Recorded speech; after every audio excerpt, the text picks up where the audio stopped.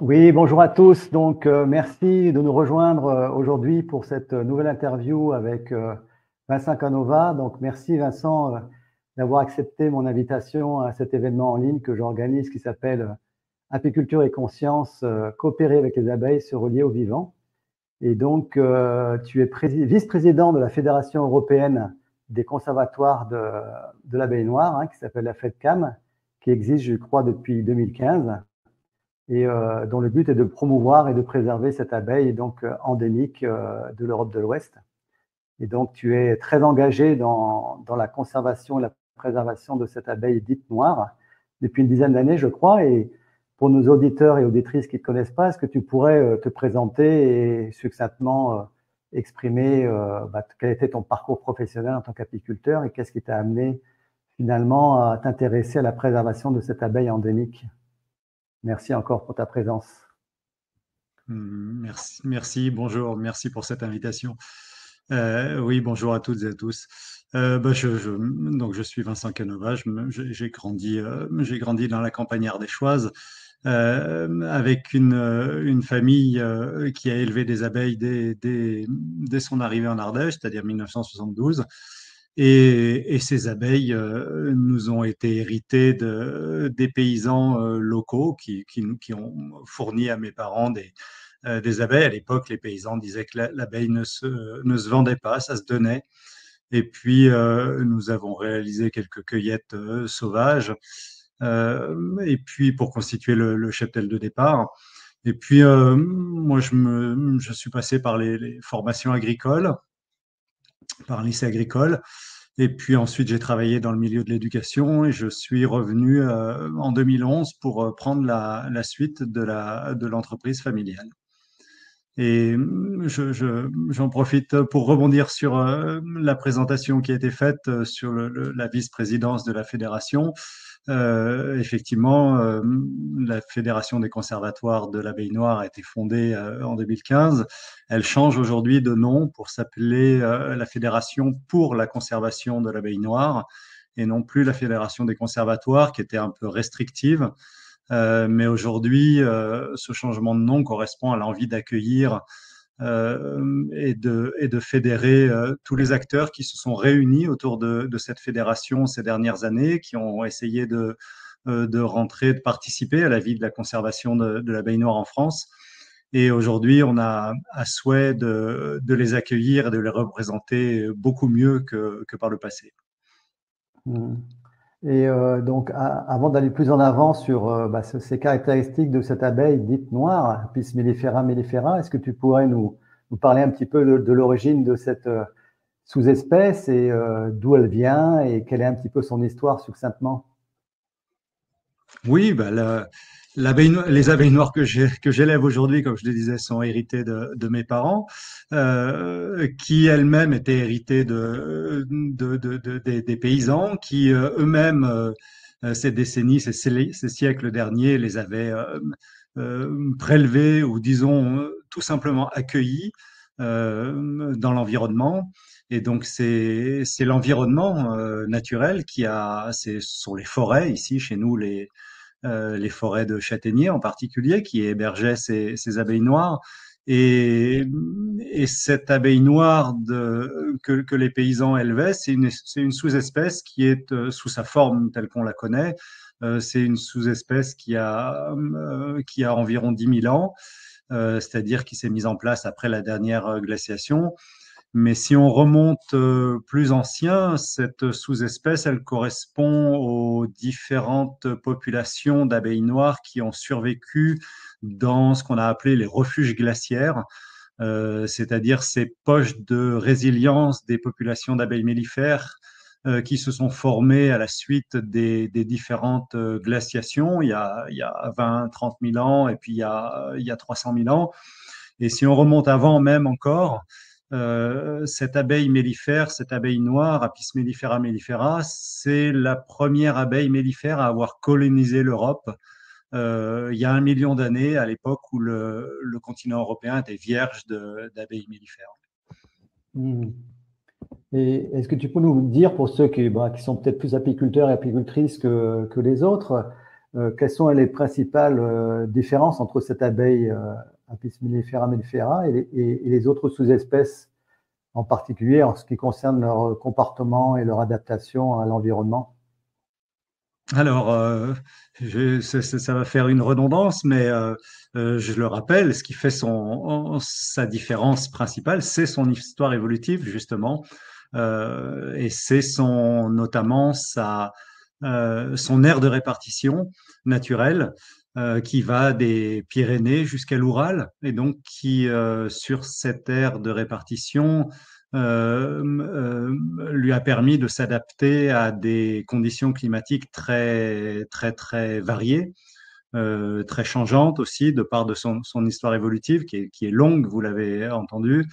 Et donc, c'est une abeille qui, au fil des millénaires et au-delà, s'est adaptée à des climats, à des environnements, à des conditions très différentes les unes des autres, jusqu'à la zone de toundra à l'époque des aires glaciaires, jusqu'aux zones de limite de viabilité de l'espèce.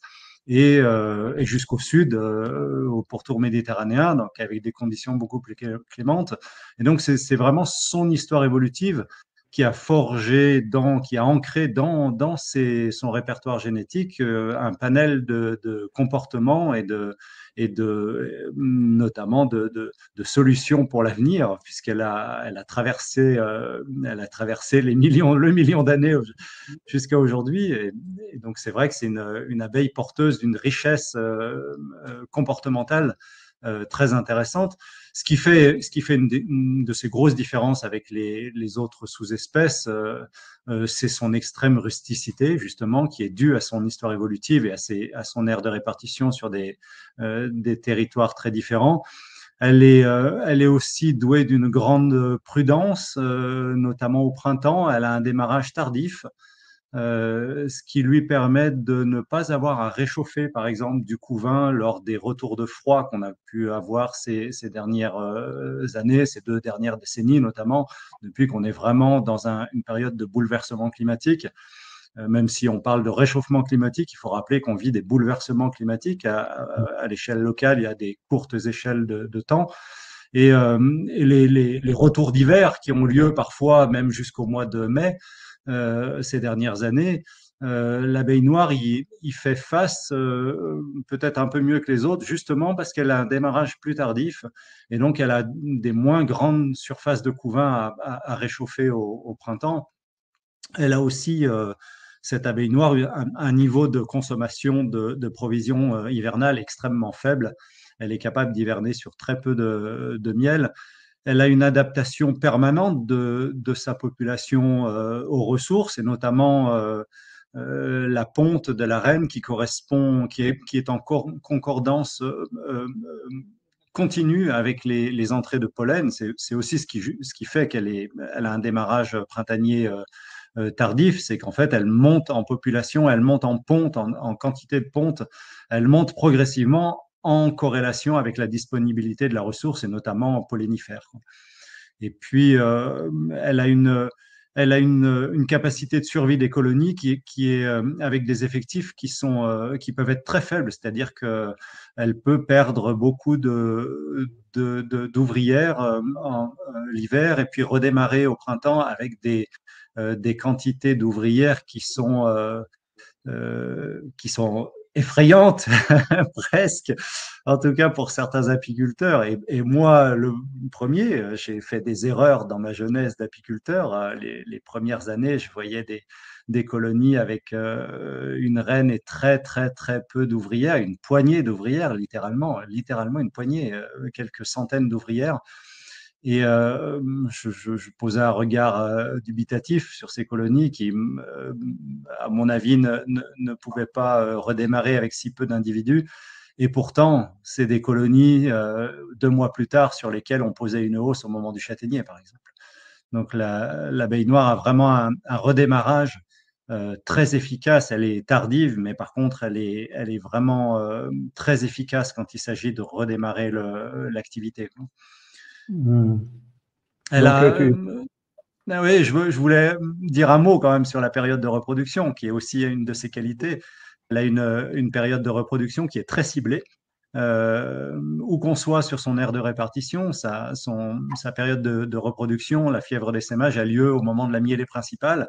Et donc, le fait de condenser sa reproduction sur une période très courte fait que l'ensemble des colonies prépare en fait cet événement, notamment avec la qualité et la quantité des mâles disponibles pour les reproductions.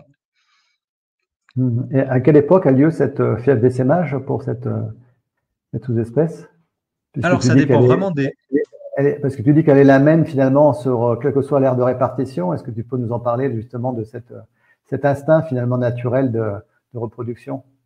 Alors, je ne sais pas si j'ai mentionné qu'elle était la même partout, mais donc on parle effectivement de la même sous-espèce, mais on pourrait avancer qu'il y a des écotypes, même si la recherche scientifique n'a pas concrètement démontré, si ce n'est par exemple sur l'abeille landaise, où on a démontré une typicité de cet écotype avec des pics de couvain qui correspondent à deux floraisons, par exemple la bourdaine et la calune. La calune et la bourdaine, et ces abeilles landaises ont des pics de population dans les colonies qui correspondent à la disponibilité de ces deux ressources-là à des moments différents dans l'année. Mais on a ailleurs sur son territoire de répartition, je le rappelle, qui est vaste, qui va des Pyrénées jusqu'à l'Oural, on a des rythmes de développement des colonies qui ne sont pas identiques d'un territoire à l'autre. Donc, on peut même prudemment, on peut parler d'écotypes locaux sur son aire de répartition. Donc, il y a des sous-espèces de sous-espèces, d'une certaine manière, et qui ont leurs particularités. Chez nous, la fièvre d'essaimage a lieu au moment de la floraison des châtaigniers, c'est-à-dire au mois de juin. D'accord.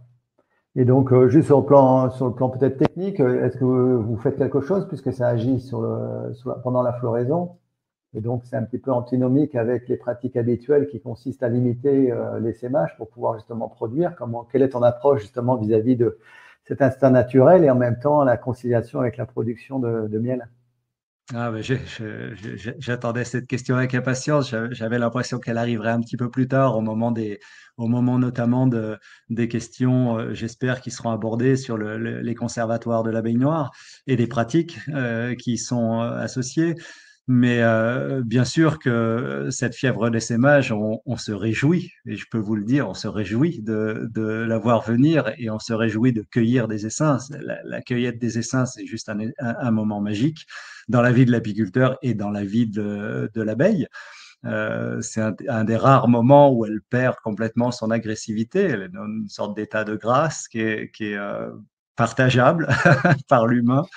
Et il y a vraiment un grand plaisir à cueillir des essaims. Je sais que beaucoup d'apiculteurs s'emploient à réduire l'essaimage naturel, à contenir l'essaimage naturel sous prétexte de ne pas perdre du pouvoir de production. Euh, je, Sans être trop critique vis-à-vis de ces pratiques, je peux vous assurer qu'ici, ce ne sont pas celles-là que nous soutenons dans un lien à l'espèce où on essaye au contraire de lui rendre sa liberté. La liberté de sa reproduction, c'est-à-dire de son timing de reproduction et avec qui elle se reproduit, c'est vraiment quelque chose qu'on essaye de préserver, de rendre à l'espèce. Et donc, Hmm. l'essaimage naturel fait partie du cœur des pratiques apicoles durables. Et donc, ouais, tu nous as parlé voilà, de ses caractéristiques, de ses qualités qui sont liées à son histoire évolutive, avec, comme tu le disais, dans son patrimoine génétique, finalement, toute une capacité d'adaptation aux défis auxquels elle a été confrontée dans le passé, et probablement aussi face aux défis auxquels elle est confrontée à l'avenir. Et en même temps, pourquoi la mauvaise presse, finalement, cette abeille dans le milieu apicole? Pourquoi elle a une mauvaise réputation? Est-ce que tu peux vous parler un petit peu voilà, de cet aspect-là, peut-être un aspect qui est finalement mal connu. En tout cas, on a des a priori peut-être sur cette abeille. Est-ce que tu pourrais peut-être lever le voile un petit peu sur cette mauvaise réputation et comment lui redonner finalement un nouveau blason à cette abeille? Ah bon? Elle a mauvaise presse? Ah bah, en fait, Qui donc parle de mauvaise réputation? Je crois il faut mettre ça en rapport avec, avec des attentes, avec des besoins, avec des exigences, avec un modèle d'apiculture, avec un modèle relationnel à l'espèce. Euh, Pourquoi le blaireau, le loup, le renard, le requin, pourquoi ont-ils mauvaise presse? Euh, je crois qu'on peut se poser la même question sur l'abeille noire. Ouais. en fait, je parlais un petit peu lié à l'agressivité, même si voilà, c'est juste une petite, comment dirais-je, euh, voilà, dans le milieu apicole, l'abeille noire est considérée comme agressive. Et en même temps, pour ceux qui s'intéressent à l'histoire, on voit bien que dans toutes les représentations graphiques historiques de l'apiculture qui autrefois étaient faites avec cette sous-espèce, on voit bien que les gens finalement sont très peu protégés.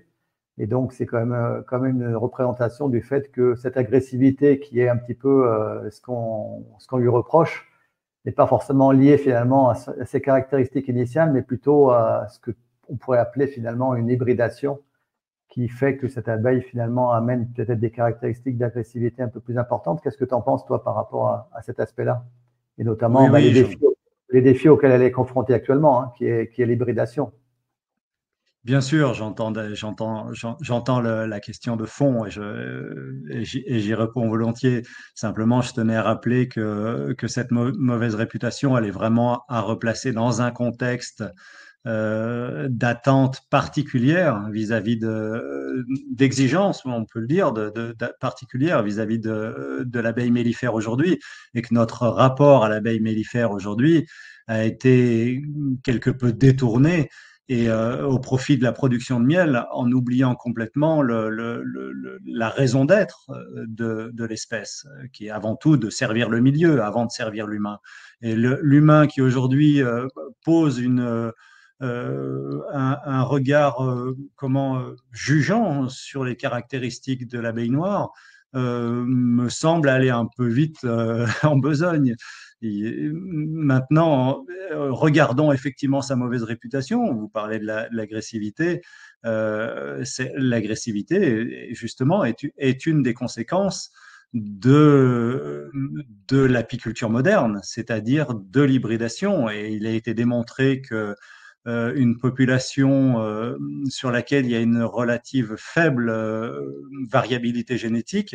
Alors, on ne parle pas de consanguinité, entendons-nous, hein, la population d'abeilles noires telle qu'elle était il y a quelques dizaines d'années ou quelques siècles, c'est-à-dire sans introgression, sans hybridation par d'autres lignées d'Apis mellifera, ces populations étaient tout à fait viables mais effectivement était dénué d'agressivité. Alors peut-être que dans certains cas, il y avait des colonies plus rebelles que d'autres, mais mon enfance a été aussi celle décrite là, c'est-à-dire avec des ruches sur les milieux de vie des humains, y compris jusque dans les clos, dans les jardins clos par les murs de soutènement, les murs de protection des jardins contre les maisons, littéralement contre les maisons. Moi, j'ai vu des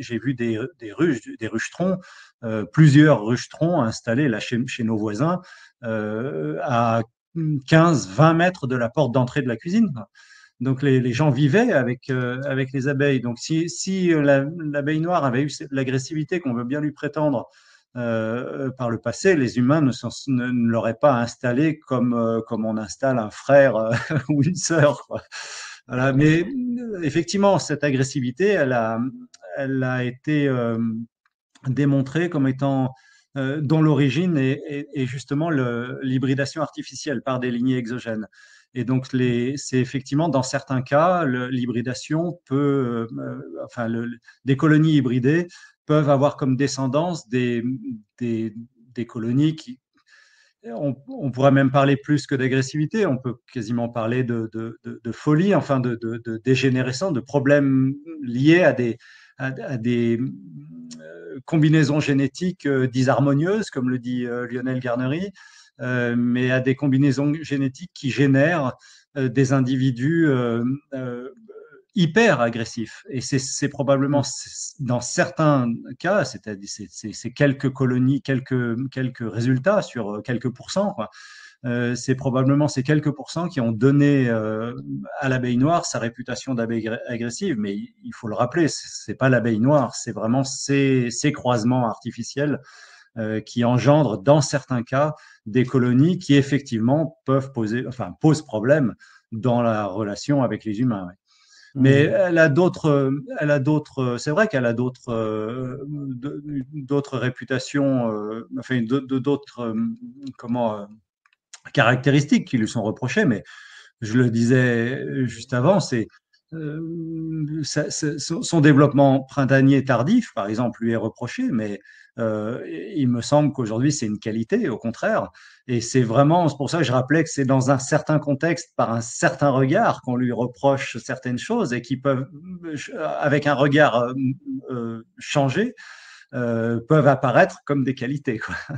Oui, c'est ça. Bah, souvent, tout est une question de regard en fait qu'on porte sur les choses. Hein.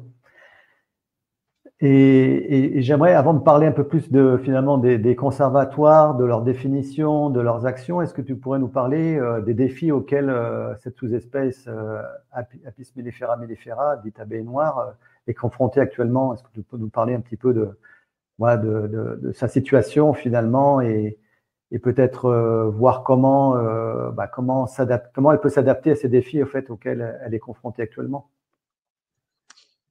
Ben, je dirais que, comme toutes les abeilles mellifères, et puis plus largement, comme les abeilles en général, n'oublions pas les 1000 espèces d'abeilles sauvages qui coexistent en France.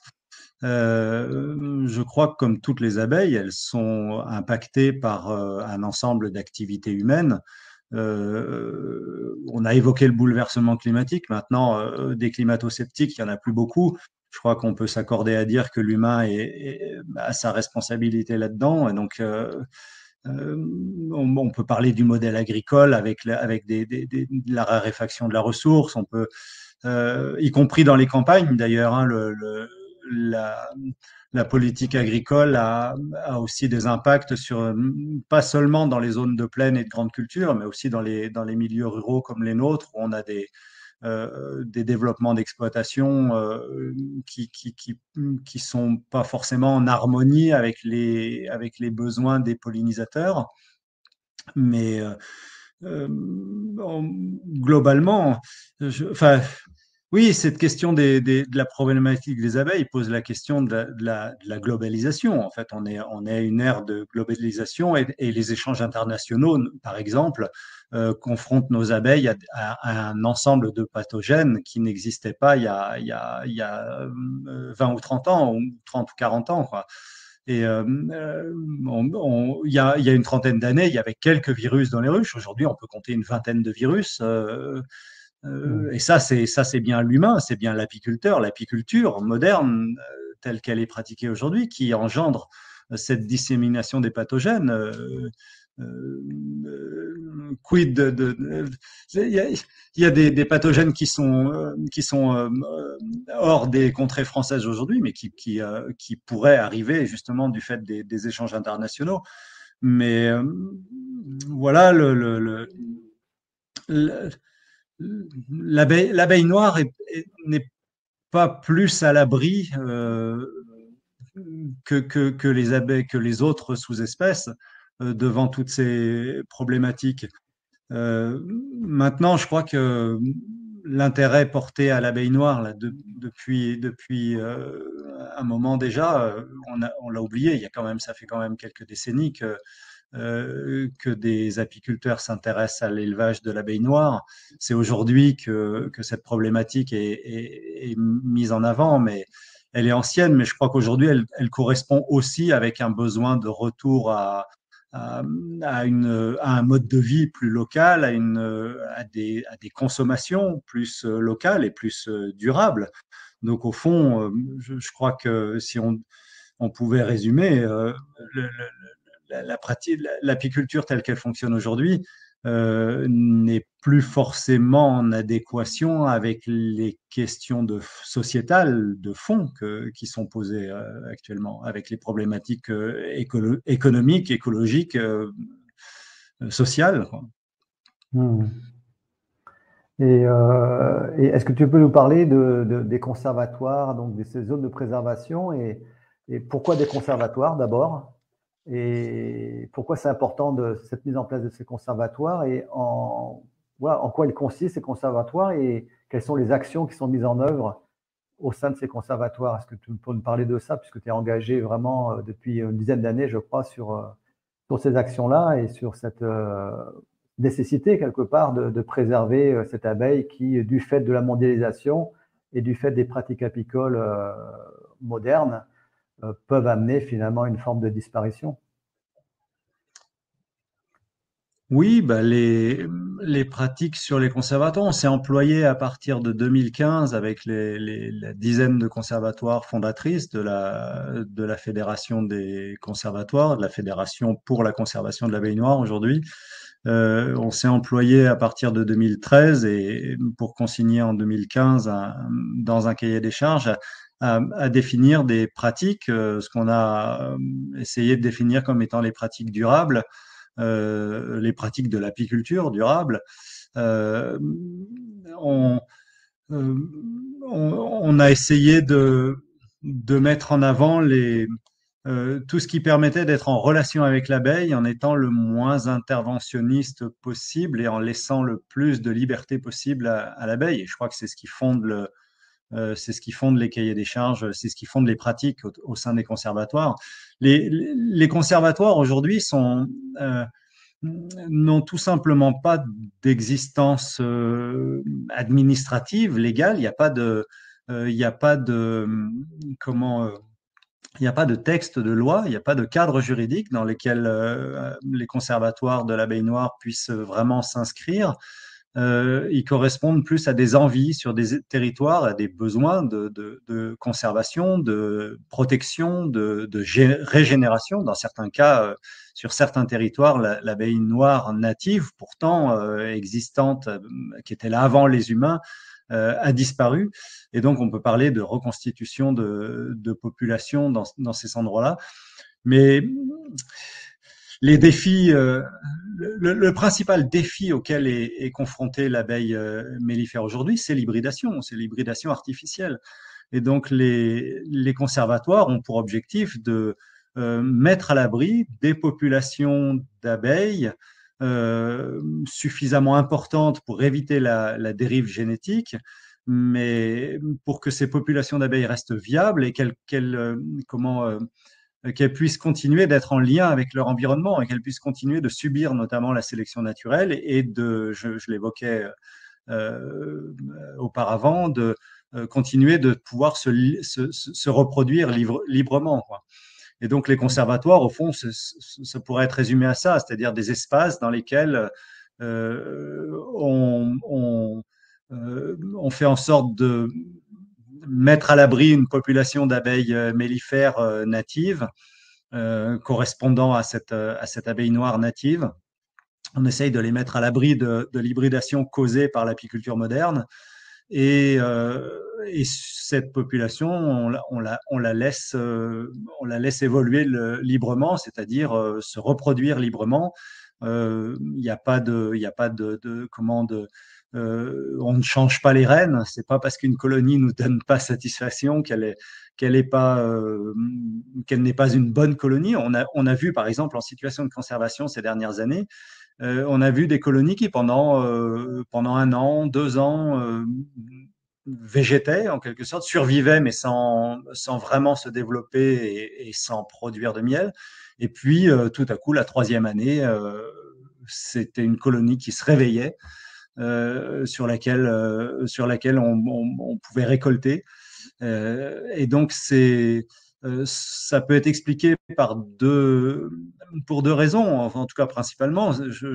Ces deux raisons que je vois, c'est qu'on peut faire le parallèle avec les semences paysannes. Vous avez une diversité génétique à l'intérieur des semences paysannes qui va permettre à un pourcentage du pool génétique de s'exprimer dans telle condition ou dans telle autre condition. Et il y a toujours 20, 30, 40% de ce patrimoine génétique qui peut s'exprimer. Alors, on n'arrive jamais à une pleine expression, c'est-à-dire à 100% des informations génétiques qui peuvent s'exprimer parce que il n'y a pas l'ensemble des bonnes conditions réunies, mais donc on atteint jamais des volumes de récolte ou des volumes de production extrêmement élevés. Par contre, on a chaque année toujours une partie de la semence qui permet de récolter, que ce soit une mauvaise année pour des raisons climatiques ou de sécheresse ou pour des raisons podologiques, d'éléments nutritionnels dans le sol. Mais il y a toujours une partie qui s'exprime et je pense que chez ces abeilles qu'on maintient en situation de conservation, effectivement, on a ce qu'on appelle ce que la filière apicole appelle des non-valeurs. On a des colonies qui pourraient être considérées comme étant des non-valeurs du point de vue apicole, mais qui, du point de vue de l'environnement, du point de vue de la population, ne s'expriment pas une certaine année et puis vont s'exprimer une autre. Et puis, on peut aussi rappeler que l'abeille noire, c'est une abeille qui est championne en matière de supersédure. La supersédure, ça correspond à un renouvellement interne de la reine, c'est-à-dire un renouvellement de la reine qui a lieu sans essaimage. Il peut même y avoir cohabitation entre la vieille reine et la nouvelle reine, même cohabitation un hiver durant, hein.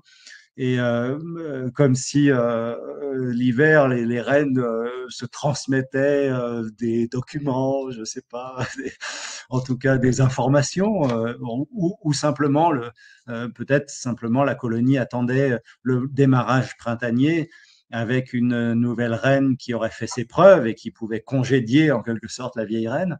Mais voilà, l'abeille noire est championne dans l'auto-renouvellement. Il faut rappeler que l'abeille noire, elle a une histoire évolutive qui lui a permis de survivre dans des conditions froides extrêmes, hein, conditions climatiques difficiles, et donc avec des fenêtres de reproduction parfois très courtes. Et ces fenêtres pouvant être fermées parfois, l'abeille noire a développé, peut-être plus que les autres sous-espèces, a développé cette capacité à renouveler dans son nid, à l'intérieur de sa colonie, à renouveler, régénérer sa reine, à s'auto-régénérer en quelque sorte et à repartir pour une période de viabilité de 5 ans. Hein, faut le rappeler, les reines avaient moi j'ai souvent vu, d'ailleurs on voit encore aujourd'hui dans nos populations en conservation, on voit encore aujourd'hui des colonies qui ont des reines de 3, 4 jusqu'à 5 ans. Oui. Et j'avais une question plus relative à ce que tu parlais tout à l'heure sur les conservatoires. C'était aussi un lieu de mettre en place une apiculture durable et donc de mettre en place finalement des pratiques qui concourent à cette durabilité. Est-ce que tu pourrais nous rappeler finalement quels sont les éléments en fait qui pourraient être communs à l'abeille au sens large, en tout cas aux pratiques apicoles au sens large? C'est un petit peu le sens de cet événement, de coopérer avec l'abeille. Et donc, dans cette coopération, il y a cette notion de respect, d'éthique. Et donc, tu parlais justement de pratiques apicoles durables. Est-ce que tu pourrais nous évoquer peut-être, sans rentrer forcément dans le détail, mais les points essentiels de cette durabilité selon toi?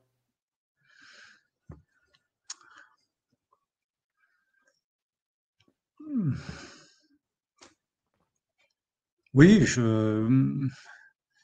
la question est à la fois complexe et simple.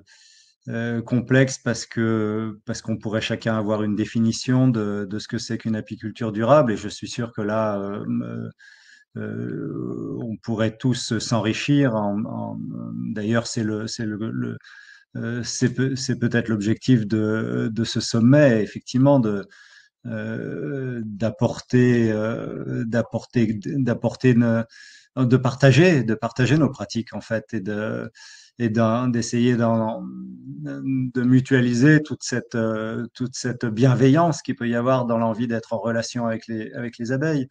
Mais si je devais résumer l'apiculture durable telle qu'on la pratique, c'est tout simplement de réunir une population viable. Alors, ça correspond à des effectifs autour de 300, 350 colonies qui seraient conduites en sédentaire. C'est-à-dire que la sédentarité nous semble être un élément essentiel dans le maintien de la capacité d'adaptation de l'abeille, justement. Il faut rappeler que l'abeille construit ses cires avec la matière qu'elle prélève dans son milieu. Les cires sont une sorte de bibliothèque sur laquelle les abeilles évoluent. Une bibliothèque représentative de la ressource disponible dans son milieu, donc ça lui permet de connaître son environnement.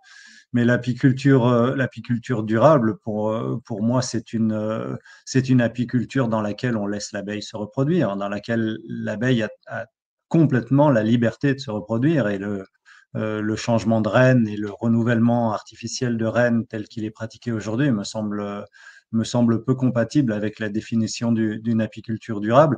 Et puis voilà, l'apiculture durable, c'est évidemment le maintien de cette population d'abeilles, le maintien des colonies sous le joug de la sélection naturelle. En fait, je crois que c'est un élément essentiel aujourd'hui à rappeler, c'est-à-dire que euh, j'ai l'impression que l'humain s'est un peu approprié en quelque sorte la gestion de l'abeille, mais rappelons-le, l'abeille, ça fait 1 million d'années qu'elle traverse des moments difficiles et elle nous est arrivée jusqu'à aujourd'hui avec une extrême vigueur parce qu'elle est sous l'influence de la sélection naturelle. Et je crois qu'aujourd'hui, d'une certaine manière, il faudrait ne plus avoir peur de perdre des colonies. Je crois qu'on veut à tout prix, l'apiculteur veut à tout prix sauver ses colonies. Or, on a à la fois introduit des abeilles porteuses d'informations génétiques non pertinentes dans leur milieu d'introduction.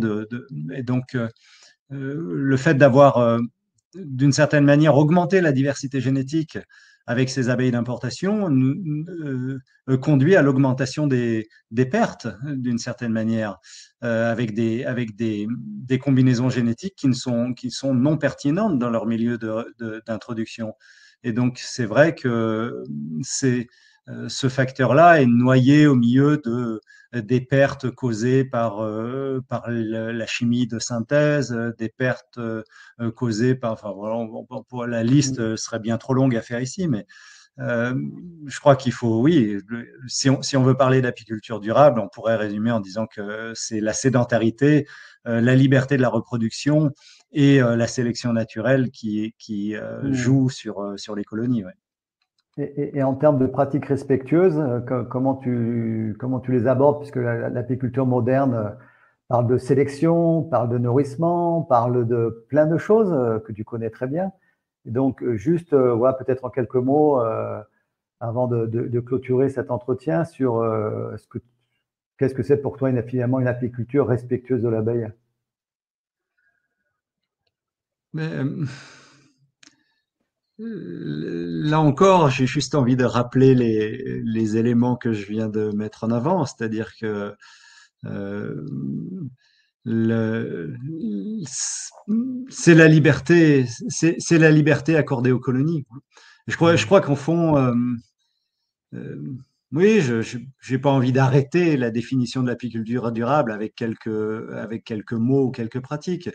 Je crois qu'il faut peut-être prendre un peu de recul et parler de relation à l'espèce et rappeler aussi que cette espèce est une espèce d'intérêt patrimonial et rappeler l'approche naturaliste au sein des conservatoires et au sein de la conservation et rappeler que rappeler cette vision naturaliste et non pas agronomique, même si j'entends bien qu'une partie des humains ont le souhait de tirer profit de cette espèce, soit, mais il ne faut pas oublier que cette espèce appartient au milieu, elle n'appartient pas aux humains. Ou alors, si elle appartient aux humains, c'est un bien commun, elle est à considérer comme un bien commun et elle appartient à tous les humains et pas seulement à une poignée d'apiculteurs. Et donc, tout le monde pourrait venir enrichir cette définition de l'apiculture durable.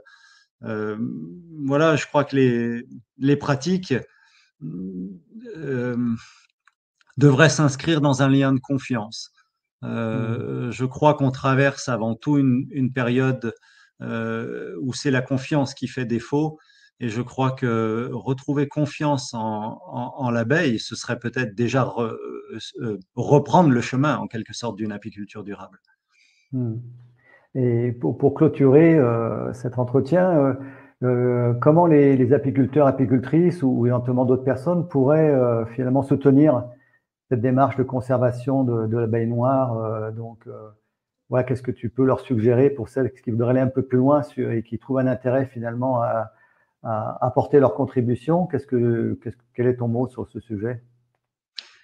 Ben, je sais pas, ça dépend qui veut soutenir, pour quelle motivation. Je veux dire, on a eu ces dernières années, on a eu des demandes d'apiculteurs professionnels qui élèvent 300, 500, 800 ruches, 1000 ruches. Certains voulaient constituer des cheptels d'abeilles noires pour essayer.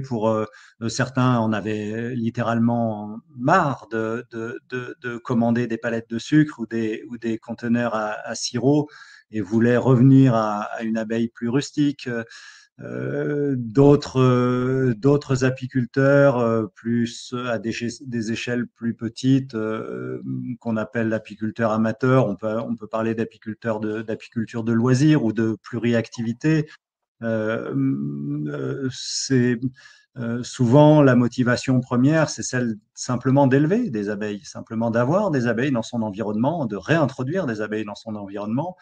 Euh, et puis voilà, Et donc, il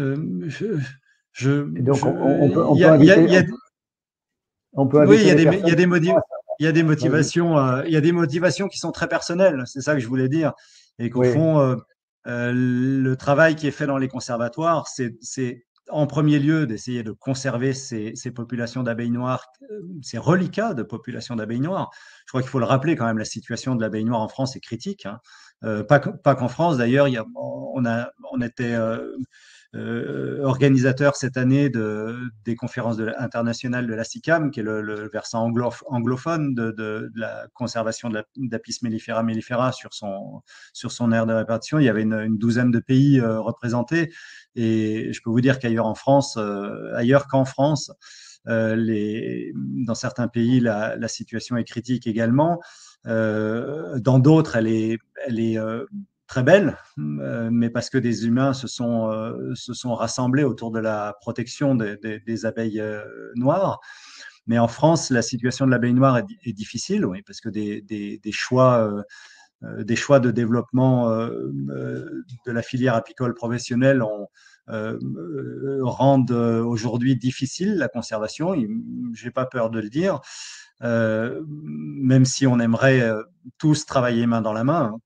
Parce que la conservation de l'abeille noire, elle a évidemment un intérêt patrimonial, mais elle a bien sûr aussi un intérêt agronomique. Il faut pas tout opposer. Je rappelais simplement la manière de rentrer en lien avec l'abeille aujourd'hui, c'est une approche naturaliste, c'est-à-dire conserver un bien commun, conserver une espèce. Comme au même titre que d'autres espèces, que le crapaud sonneur à ventre jaune ou que d'autres espèces protégées. Je crois qu'il faut de toute façon protéger cette abeille avant qu'elle ne disparaisse, mais elle peut évidemment servir aussi à la filière à la filière apicole de production de miel. Ou de produits de la ruche, hein.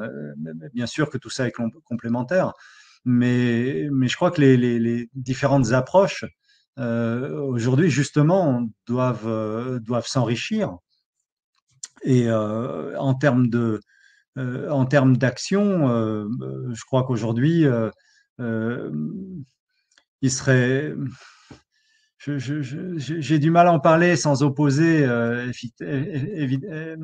sans opposer apiculture de conservation et apiculture de production, mais vous voyez bien la difficulté dans laquelle se trouve l'abeille mellifère aujourd'hui.